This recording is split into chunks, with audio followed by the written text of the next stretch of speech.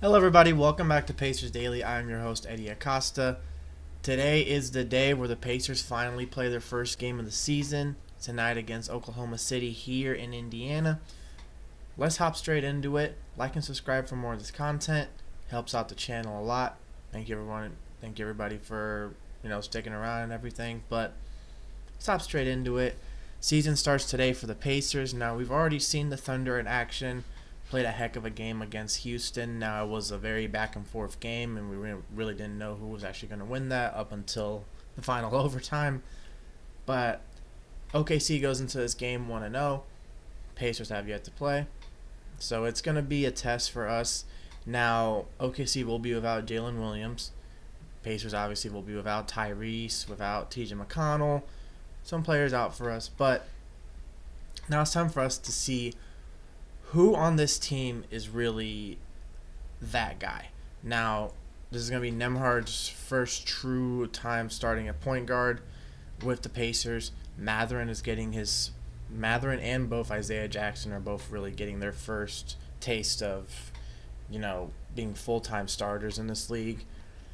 And so there's a lot riding on this game. Now, obviously it's the first game of the season for us.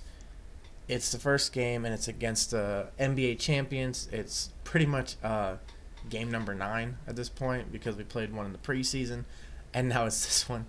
So we're going to see how that goes. I'm very excited for the season to finally start for us. We have a few games this week. We play the Grizzlies and the Timberwolves later this week. So we got 3 games to really base some stuff off of, just, to start the season right. But there's a lot I want to see, and I'm gonna talk about it here real quick.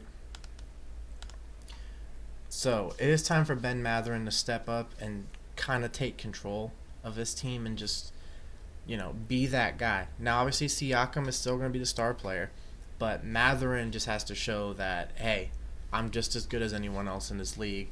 I have, Anthony Edwards potential, or just potential to be that good, and he's got pretty much all the skills necessary.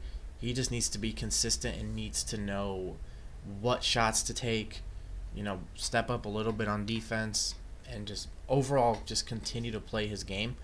Now, Mathurin, lottery pick back in 2022, 6 overall to be exact.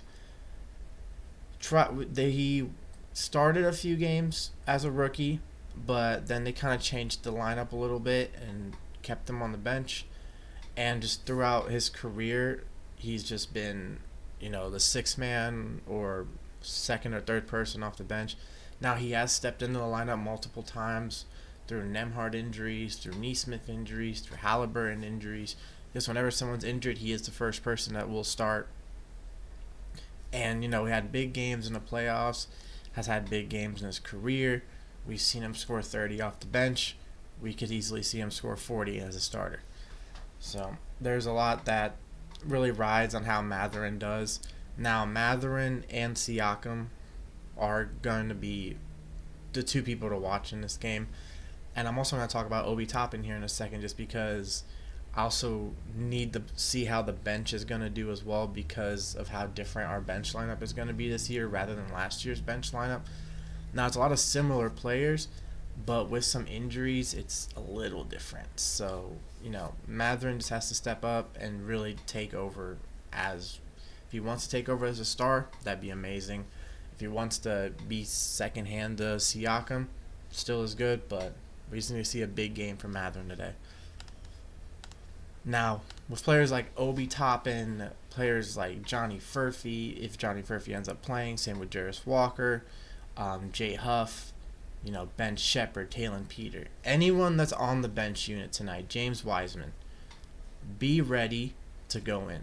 Just because we are a little shorthanded with some injuries in our starting lineup and on our bench, everyone needs to be ready to come in at any moment. And with Obi Toppin leading that bench unit right now with McConnell out, there's a lot that has to kind of go into it, because we know how Obi Toppin can play. We know he can get hot from 3 any moment. We know he's one of the most athletic players in the NBA. He can catch that alley-oop from pretty much anywhere. But he's going to be playing with some new players just because Huff hasn't really played too much with the Pacers outside of preseason.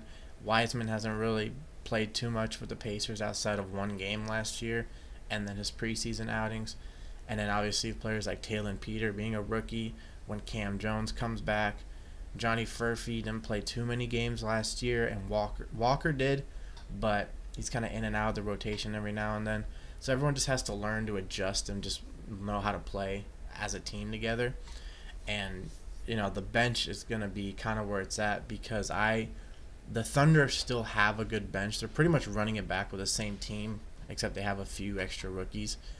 But we just got to show them that our bench can outplay theirs, because Shea is always bound to have a good game. Whether or not he's shooting well, he's bound to have a good game because of how much he gets to the free throw line.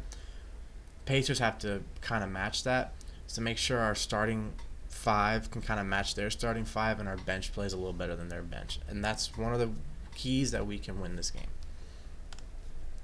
And then last but not least, I talked about J-Dub, being out. And I talked about how to kind of stop Shea and the Thunder last episode. But now we're going to have to talk about a player who we can't let get hot at all. Just because if he plays well, then it's pretty much over. And that's Chet Holmgren. We saw Chet not miss a shot in the first quarter the other day. He went 7 for 7. And then, started missing a few, but he still ended with 25 points. And, one of the main reasons that the Thunder won that game is because Holmgren played as good as he did, especially to start out. Shea only had 3 points in the first quarter. Holmgren was pretty much carrying that first quarter. So we need to pretty much stop him. Now, like I said, the height differential is a little, like 2 to 3 inches between him and Siakam, but the strength is on Siakam's side. So if Siakam just puts his body in there, Holmgren is not going to have anywhere to go. Now, that's something that for some reason the Rockets couldn't really get under. Now, Holmgren was left wide open from the three way too many times. So make sure he's being defended on the perimeter because he is a good three-point shooter. And just make sure that he can't grab rebounds because you also have to focus on Hartenstein. But Jackson can pretty much get that matchup as well as he can. Now, that's going to be a tough one for him just because Hartenstein is also a very strong player. So, but, make sure Holmgren doesn't get hot, because he is that second guy right now with J-Dub being out. Make sure Dort doesn't get hot as well because he struggled in game 1 against the Rockets, but that's not too typical. He's going to have good games, but this can't be one of them. Make sure he just continues to struggle, have a hand in his face. Make sure he fouls. If he hits you, get down because he plays like a linebacker, so they're going to call fouls on him.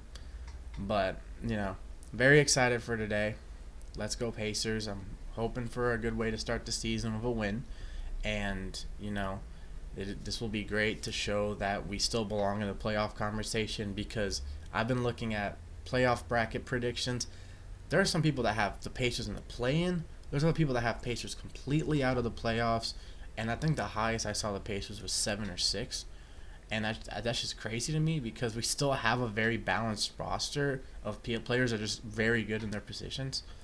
And, but we'll see how that goes. The Pacers are used to being underrated, so we'll see how that goes. But as always, I'm your host, Hery Acosta. This is Pacers Daily. Boom, baby, and go, Sirs.